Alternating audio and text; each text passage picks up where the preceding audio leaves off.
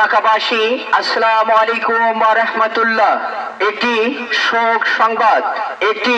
শোক সংবাদ পীরগাছা বাজারের বিশিষ্ট সমাজসেবক মরহুম আব্দুল করিম মিয়ার বড় ছেলে আলামিন মিয়া আজকে সকাল 10 ঘটিকার সময় তাহার নিজ বাড়িতে ইন্তেকাল করিয়াছেন। ইন্না লিল্লাহি ওয়া ইন্না ইলাইহি রাজিউন। মরহুমের জানাজা নামাজ আজকে বাদ আসর পীরগাছা ইমদাদুল উলুম হাফিজি ও কমি মাদ্রাসার মাঠে অনুষ্ঠিত হবে ইনশাআল্লাহ।